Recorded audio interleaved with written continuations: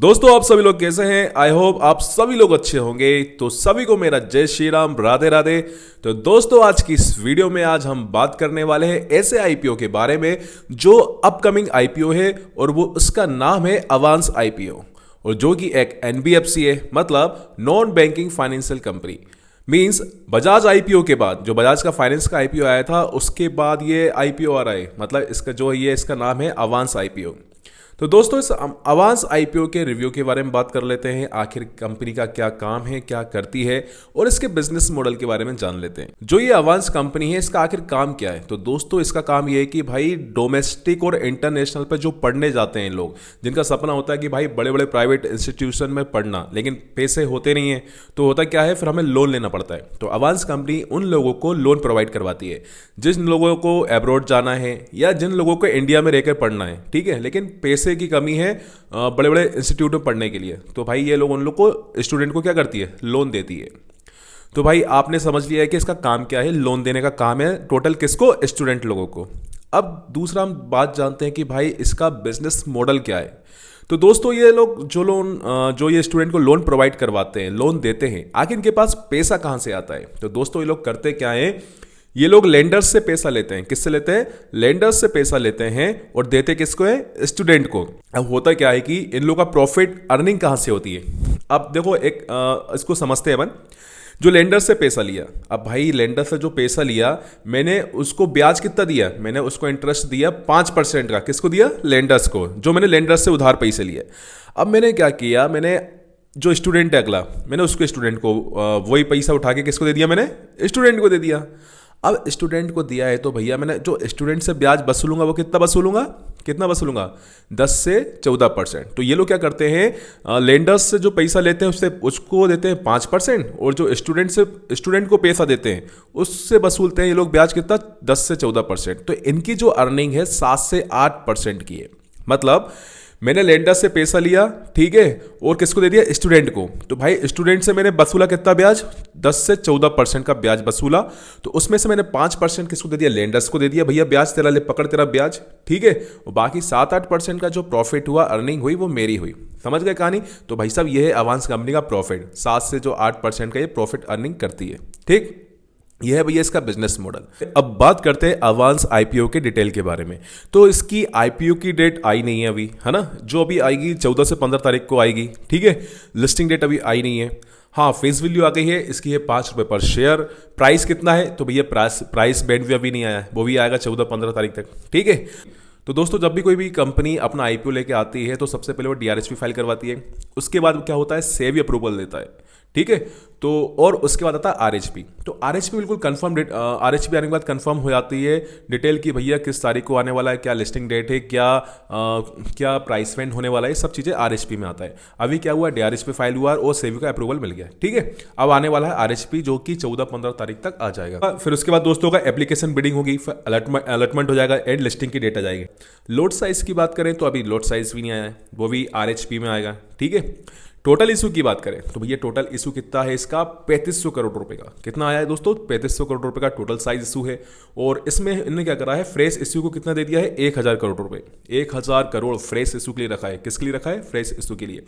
Offer for sale के लिए दिया है 2500 करोड़ रुपए। कितना दिया है, ऑफर फॉर सेल के लिए रखा है 2500 करोड़ रुपए रखा है।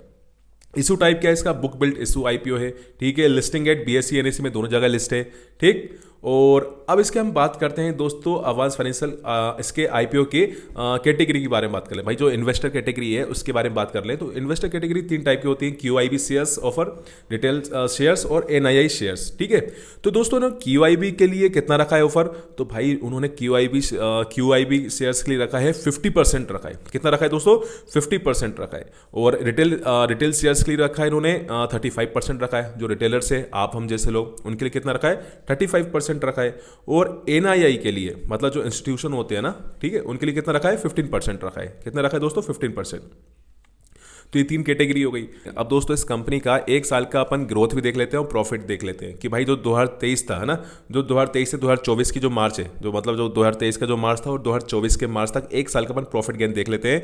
तो इसमें लिखा है ovens financial service limited revenue increased by 75%। मतलब इसका जो फाइनेंशियल सर्विस है, मतलब इसका जो रेवेन्यू बढ़ा है वो 75% की ग्रोथ से बढ़ा है। ठीक है, 75% बढ़ा है।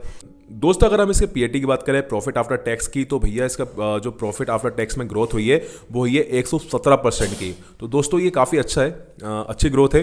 ठीक है, क्योंकि ये 1 साल के बीच में ये मार्च 2023 से मार्च 2024 तक। ठीक, अब हम देख लेते हैं इसका 31 मार्च 2023 से और 31 मार्च 2024 के बीच। दोस्तों अगर हम इस कंपनी के एसेट्स की बात करें कि भैया पिछले साल इसका कितना था और 1 साल बाद इसका कितना रहा, ठीक है, ग्रोथ कितनी रही, तो 31 मार्च 2023 को इसका रहा 9,729 करोड़ रुपए। ठीक है, और 31 मार्च 2024 को एसेट्स का कितना रहा 14,343, मतलब प्रॉफिट अच्छा रहा। रेवेन्यू की बात करें तो भैया 990 करोड़ रुपए था तो 31 मार्च 2023 को, और 31 मार्च 2024 को 1,728 करोड़ रुपए हो गया। ठीक है, बहुत प्रॉफिट, अच्छा प्रॉफिट रहा 1 साल में। प्रॉफिट आफ्टर टैक्स की बात करें तो 157 करोड़ रुपए था 2023 में, और 2024 में कितना हो गया 342 करोड़ रुपए हो गया।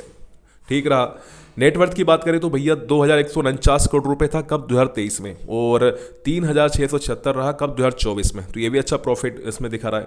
ठीक है, रिजर्व इसकी अगर हम बात करें रिजर्व्स एंड सरप्लस की, तो भाई 2,040 करोड़ रुपए कब 2023 में रहा, और 2024 में रहा 3,560 करोड़ रुपए। कितना रहा इसमें 2024 में रहा। अब टोटल बोरोइंग की बात करें, भाई कितना उधार क्या लिया 2023 में, 7,210 का इनका उधार था, मतलब जो बोरोइंग थी, और अभी बोरोइंग इनकी है 2024 में 10,135। पर बोरोइंग ज़्यादा है, लेकिन ठीक है, बोरोइंग ज़्यादा है तो इससे कोई फाइनेंस कंपनी कोई फ़र्क नहीं पड़ता, वो तो ऊपर नीचे चलता रहता है, तो बोरिंग इतना ज़्यादा मैटर नहीं करता है। ठीक है दोस्तों, तो दोस्तों हमने कंपनी के फाइनेंशियल की ग्रोथ की बात कर ली कि भाई 1 साल में कितना क्या रेवेन्यू रहा, एसेट्स रहा, बोरोइंग रही, है ना, सरप्लस रहा, इसकी हमने बात कर ली। अब हम बात करते हैं कि भैया इस कंपनी का लीड मैनेजर कौन है, मतलब इस आईपीओ का, अवांस फाइनेंशियल सर्विस के आईपीओ का लीड मैनेजर कौन है। तो भैया पहला नाम आता है कोटक महिंद्रा का। ठीक है, Kotak Mahindra capital company limited का नाम आता है। दूसरा नाम आता है एवेंडस कैपिटल का। तीसरा नाम आता है जेपी मॉर्गन का। चौथा नाम आता है नोमरा फाइनेंशियल का। और पांचवा नाम आता है नुवामा वेल्थ का। ठीक है, और छठवां नाम आता है इसका एसबीआई कैपिटल मार्केट्स का।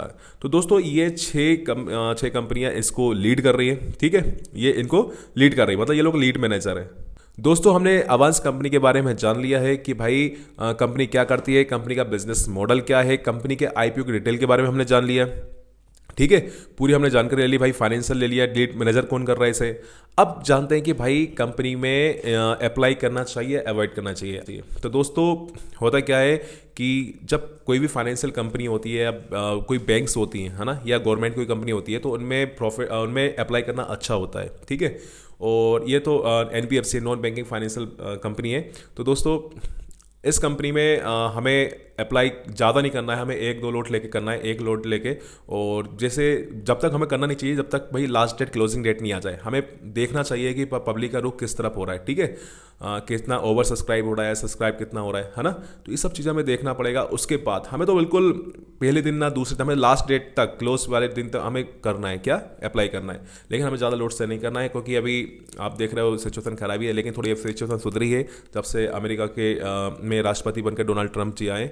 ठीक है, उसके बाद हमें, क्योंकि अभी और भी आईपीओ आ रहे हैं ना, हमें एक ही आईपीओ में थोड़ा सब कुछ पूरा पैसा लगा देना है। ठीक है, बाकी हमने देखा कि 1 साल के अंदर अच्छी ग्रोथ है इस कंपनी की, एनबीएफसी मतलब अच्छी ग्रोथ है, और तो इन्वेस्ट करना चाहिए, ज़्यादा लोड से नहीं, लेकिन 1-2 लोड से अपन अप्लाई करेंगे। और मैं तो करूंगा 1-2 लोड से, लेकिन आप जब भी अप्लाई करें थोड़ा आप एनालिसिस कर लें, लास्ट टाइम तक वेट करें, वॉच करें, और अपने मतलब खुद की एनालिसिस और डिसीजन से करें, ना मेरी ना किसी बड़े यूट्यूबर किसी की नहीं, क्योंकि भाई सबकी अपनी अलग अलग राय होती है ना। तो आप सबको सुनने के बाद अपना खुद का डिसीजन लेके अपने एनालिसिस करके आप खुद अप्लाई, या आपको अप्लाई करना है या अवॉइड करना है, क्योंकि अभी तो और भी आईपीओ आ रहे हैं, आईपीओ की लाइन लगी हुई है ना। तो हमें वेट करना है, ज़्यादा पैसे से नहीं करना, बस 1 आध लोट लेना है, बस बात खत्म।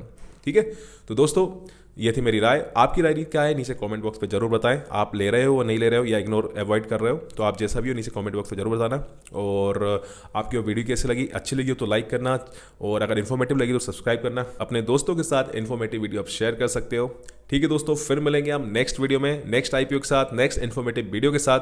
तब तक के लिए बाय बाय।